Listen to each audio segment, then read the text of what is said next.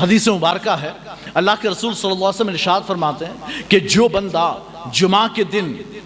غسل جنابت کی طرح غسل کرے، یعنی کہ بندہ ناپاک ہوتا ہے تو جیسا پورا غسل کرتا ہے ویسا غسل کرے، جنابت کے غسل کی طرح غسل کرے، پھر خوشبو لگائے، سر میں تیل لگائے، اور پھر وہ نماز جمعہ کے لیے اپنے گھر سے چلے، اچھا صاف ستھرا لباس پہن کر، خوشبو لگا کر، تیل لگا کر، نہا دھو کر وہ اپنے نماز جمعہ کے لیے چلے۔ اگر اول وقت میں آیا، سرکار فرماتے ہیں جب وہ پہلی ساعت میں آیا، جیسے اذان ہوئی آ گیا یا اذان سے پہلے ہی آ گیا، تو کہتے پہلے آنے والوں کو اتنا ثواب ملتا ہے جیسے کہ انہوں نے اونٹ کی قربانی کی ہو، اور پھر اس کے بعد آنے والے کہتے ہیں انہیں اتنا ثواب ملتا ہے کہ قربانی کی ہو، پھر اس کے بعد آنے والے کہتے ہیں انہیں اتنا ثواب ملتا ہے جیسے سینگ والے مینڈھے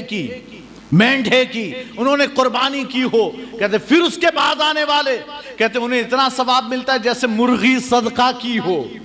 پھر اس کے بعد آنے والے کہتے ہیں انہیں اتنا ثواب ملتا ہے جیسے ایک انڈا صدقہ کیا ہو،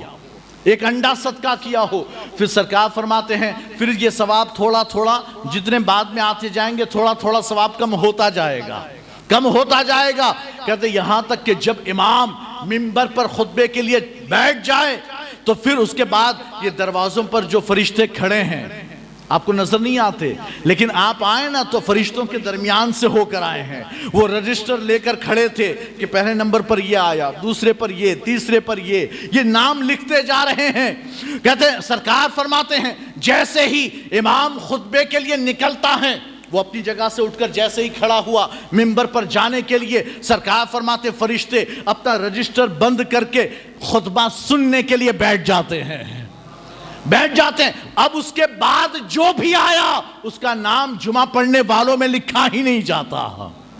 جمعہ پڑھنے والوں میں اس کا نام لکھا ہی نہیں جاتا۔ آج ہماری کیا حالت ہے، ہمارا کیا حال ہے، ہم انتظار کر رہے ہوتے باہر کہ ابھی تو تقریر چل رہی ہوگی، ابھی تو خطبے کو دیر ہے، اور جب خطبہ شروع ہو جائے تب پھر لوگ دوڑتے ہوئے آ رہے ہیں، اور خطبہ چل رہا ہے تب وضو کر رہے ہیں